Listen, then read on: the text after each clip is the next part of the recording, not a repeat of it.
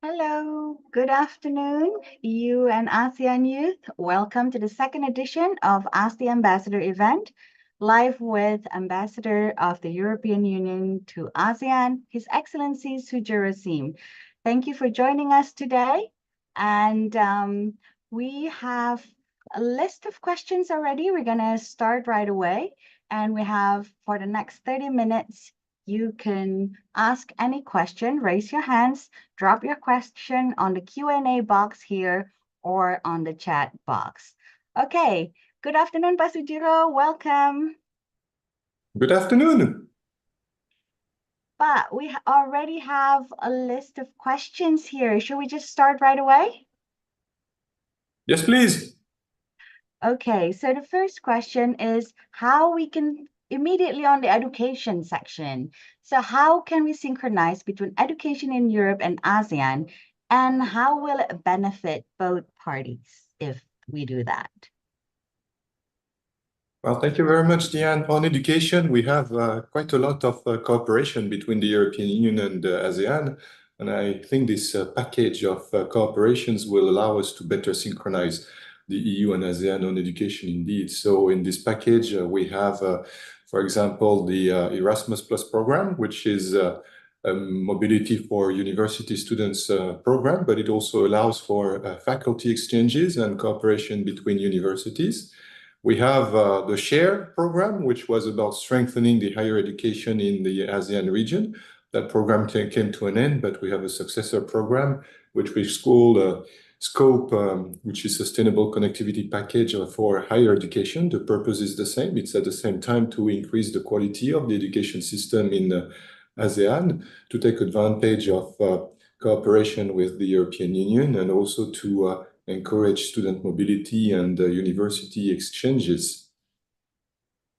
Okay, so so you already talked about how we have collaborated with ASEAN in the past in the fields of education. Is there anything for research, Pak?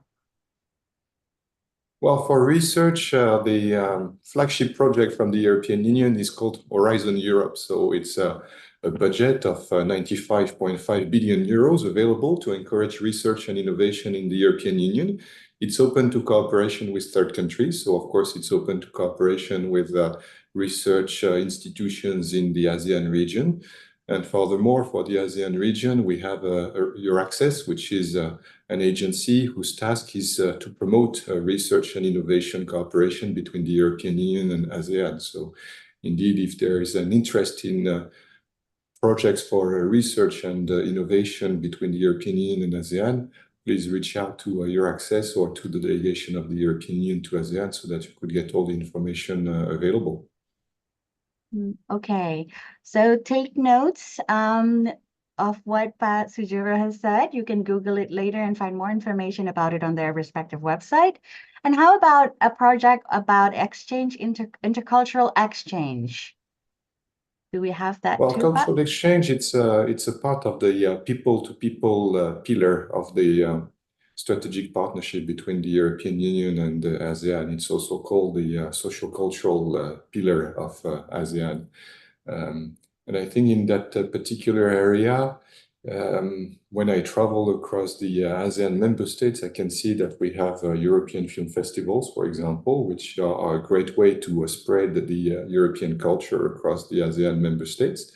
So it's an initiative which is promoted and which is developed in all the ASEAN member states.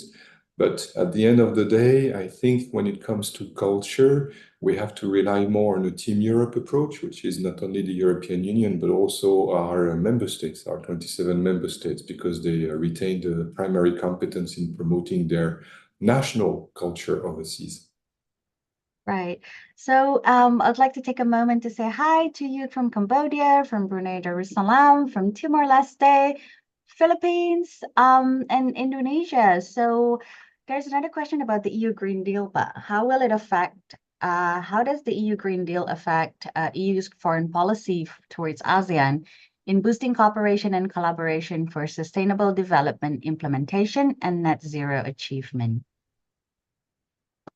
Well, the European Green Deal is a flagship initiative from this commission, the commission which is presided by Ursula von der Leyen. So it started 5 years ago, and it has been very much on the forefront of the domestic and foreign agenda of the European Union.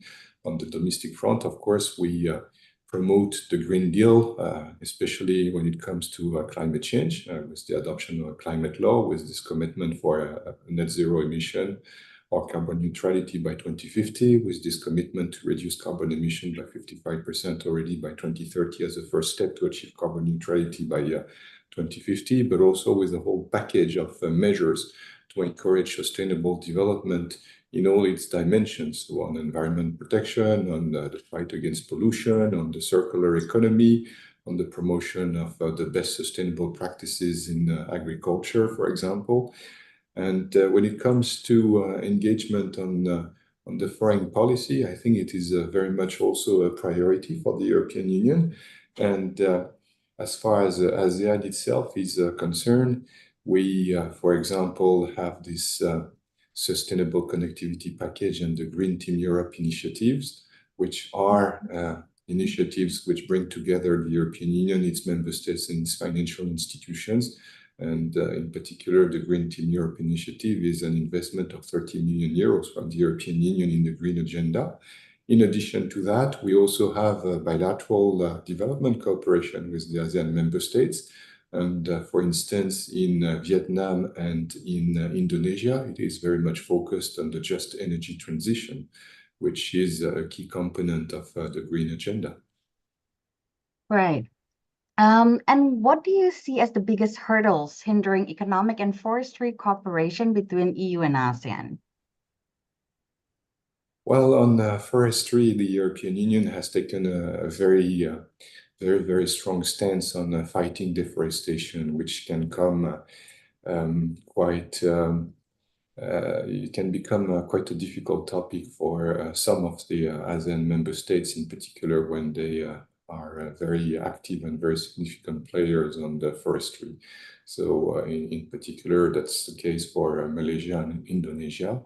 And the most visible part of the divergence of approaches we have is on palm oil. But at the same time, the European Union is promoting worldwide the use of renewable energy and the use of deforestation-free products. So right now we have the European Union deforestation regulation, and we're engaged in a dialogue with the rest of the world to see how this regulation can be best implemented.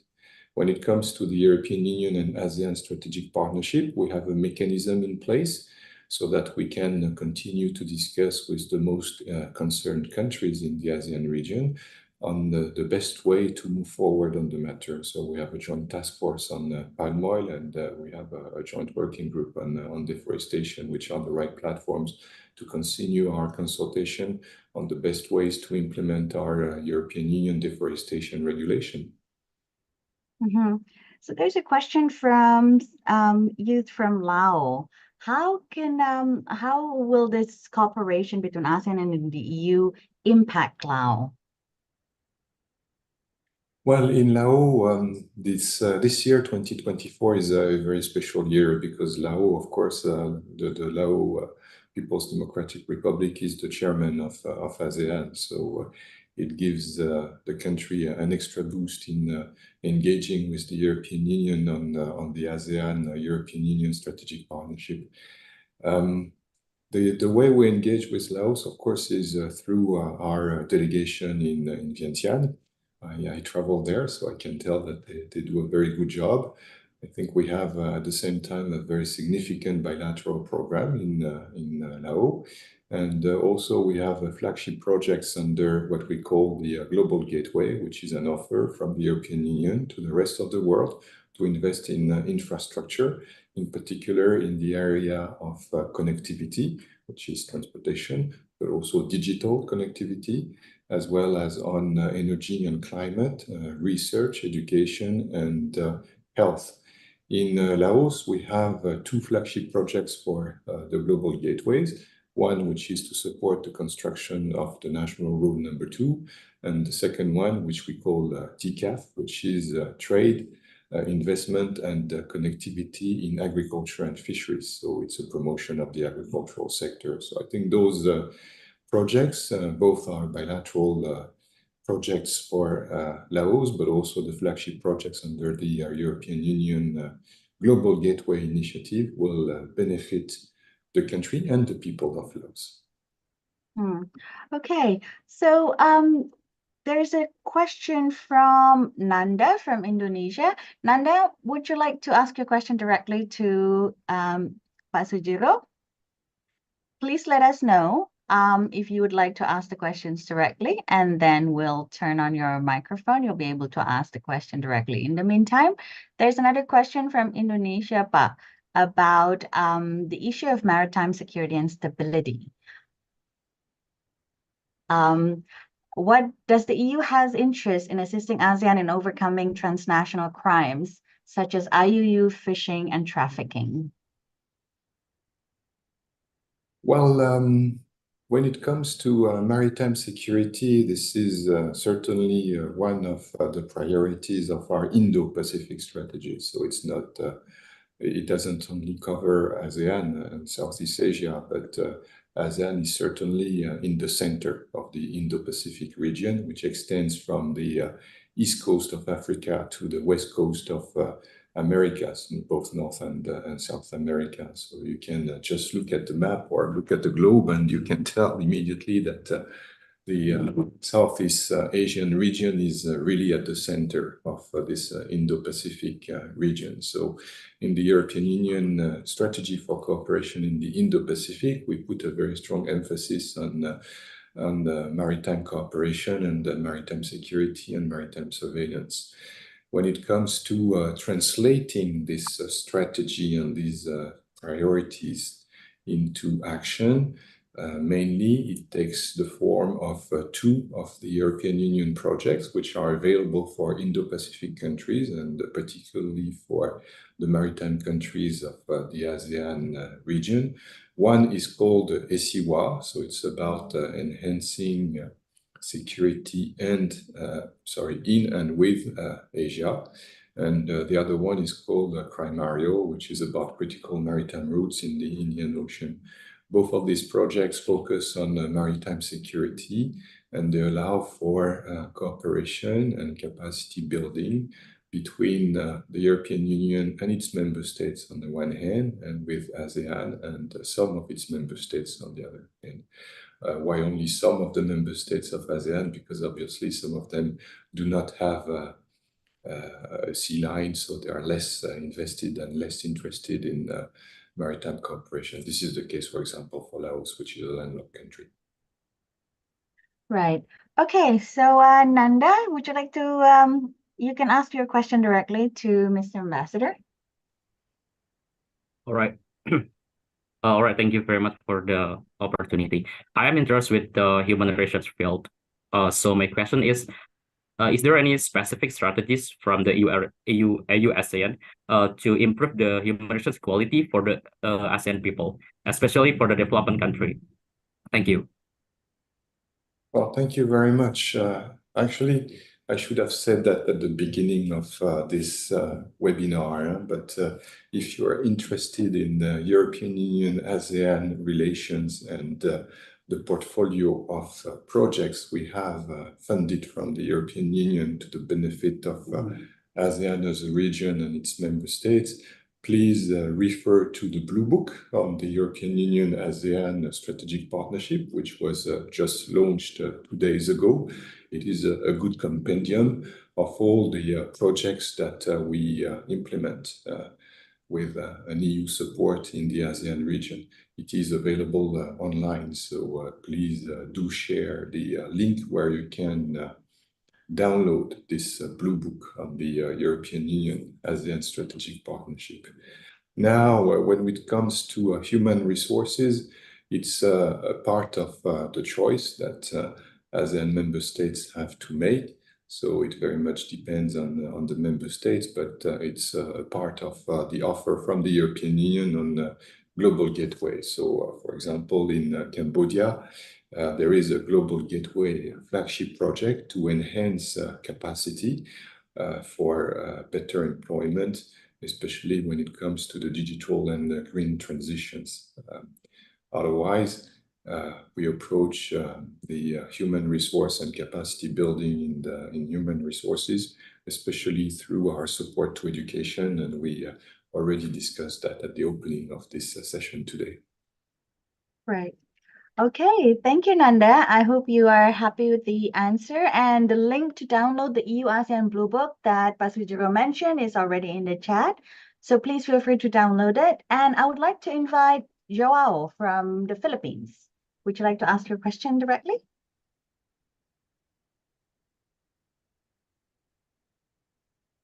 Joao, you can turn on your microphone and ask your question.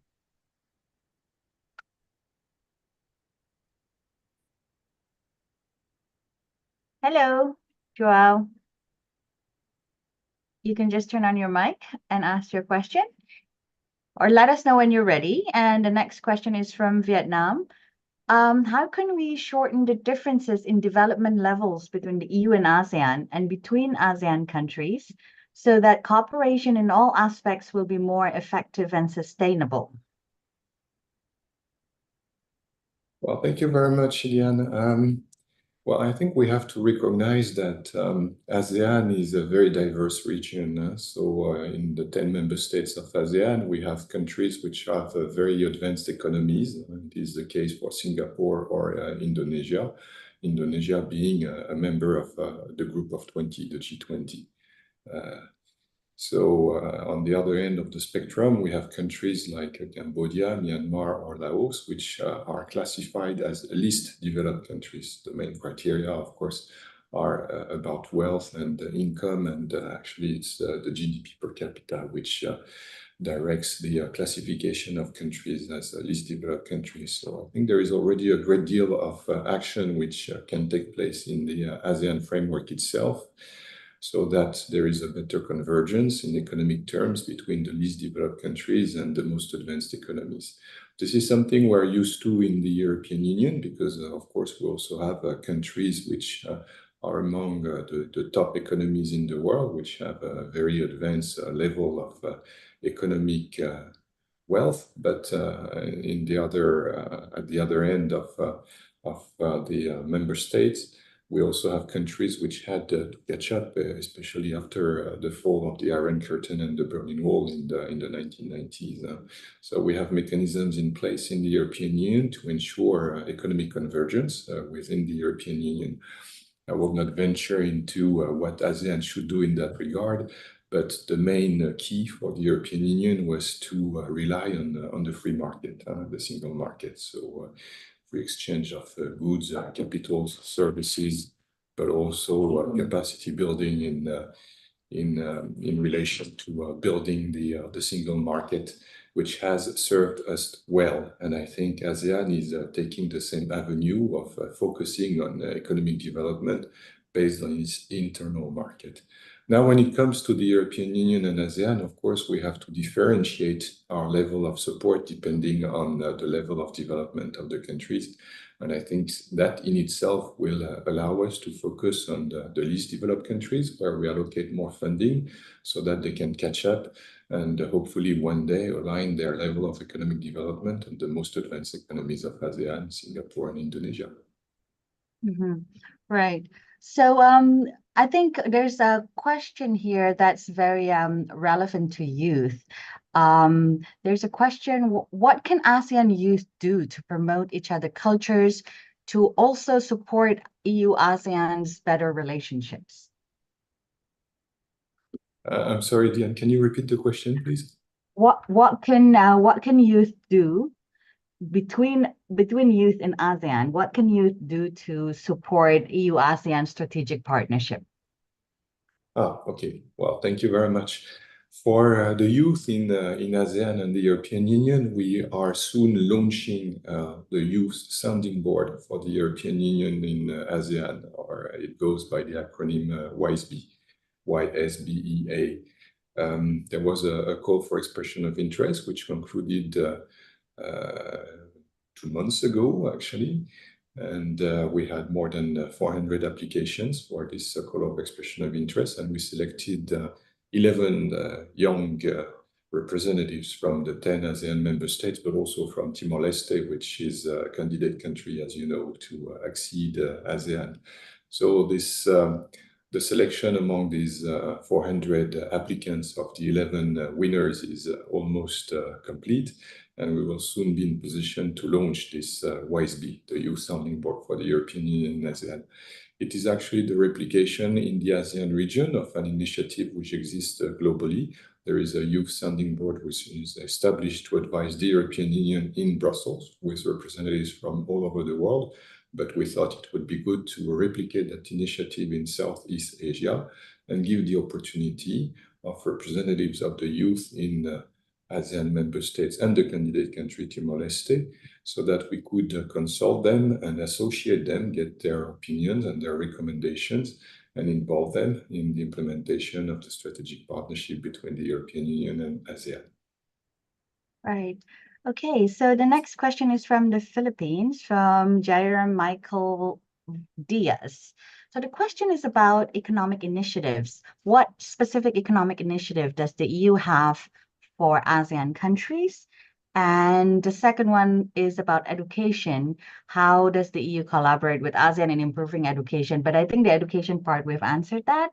So perhaps the economic initiatives. But well, thank you very much, Diane. And yes, of course, I understand that the youth taking part in this webinar have a lot of interest in education, but I think we've covered that. Just to give you a few figures for those who would be seeking for European Union support in the area of education.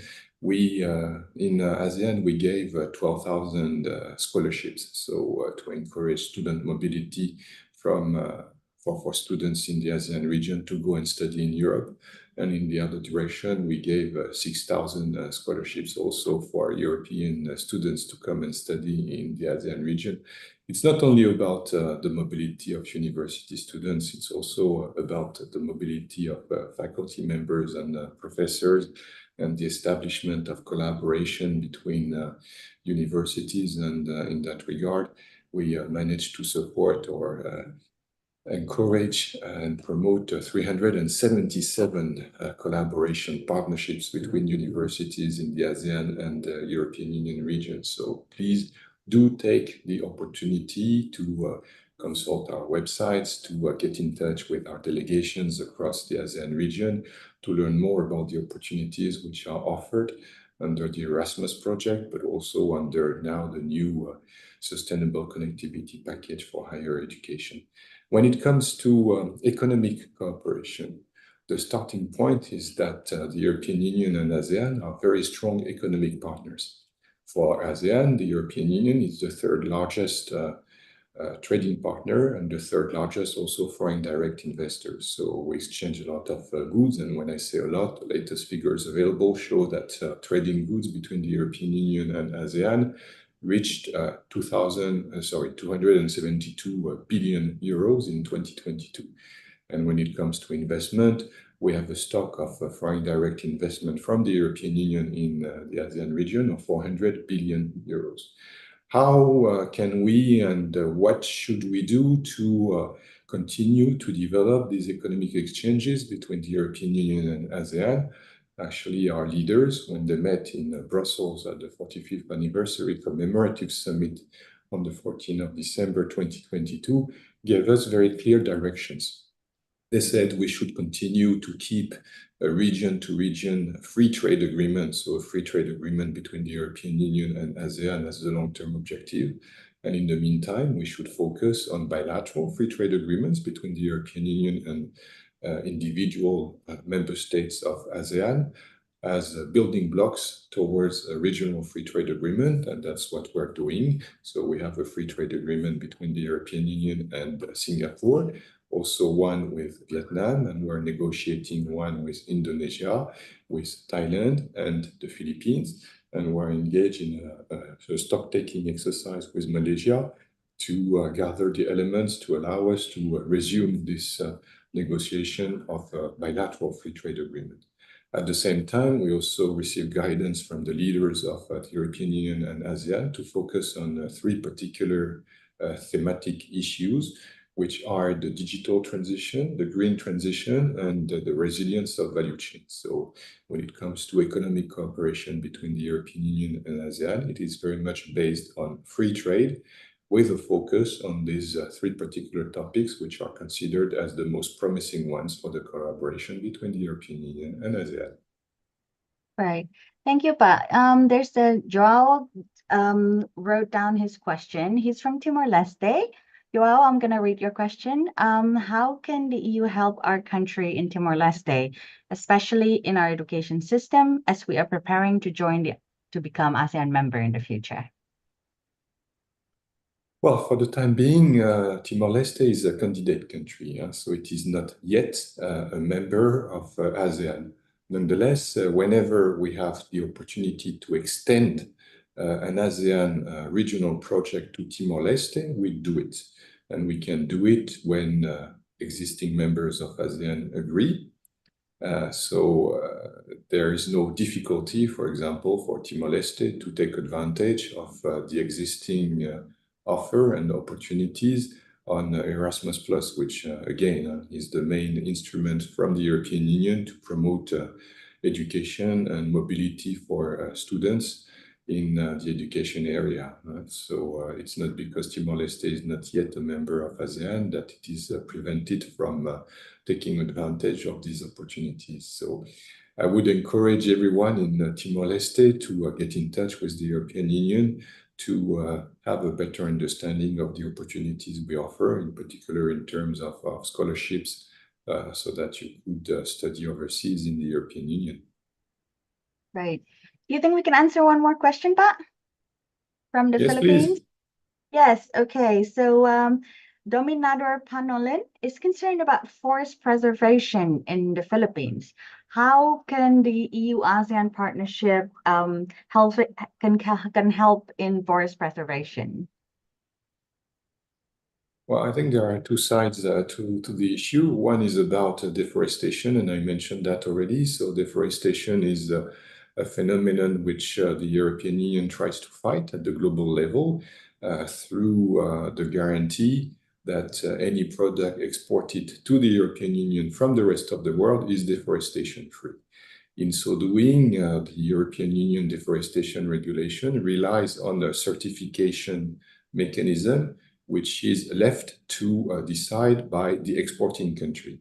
So when we implement this European Union deforestation regulation, it will be for the Philippines to put in place a certification mechanism to guarantee that any exports to the European Union are deforestation free. I think it's even more important that, as I mentioned, we just resumed the negotiation of a free trade agreement between the European Union and the Philippines, which will give more opportunities for exports of products from the Philippines to the European Union.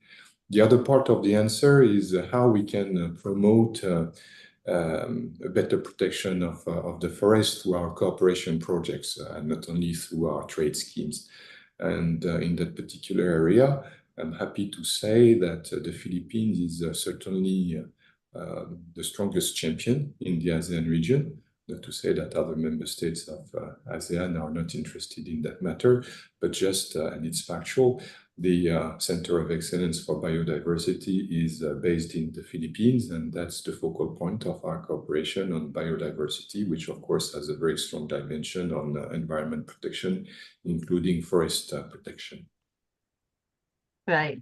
Okay, thank you very much. So we are a little bit over time. Thank you so much to everyone that has participated on Zoom, on Instagram, YouTube, and also Facebook Live. Sujiro, thank you very much for taking the time. Do you have Thank some you. last words to share? No, everyone can follow me on social media. I'm on X, Facebook, Instagram, and LinkedIn. So if you have an interest in the European Union in ASEAN, please follow me on social media. And please, let's continue this conversation soon. Yes. Okay. Thank you, everyone, and have a good afternoon. Thank you, Pa.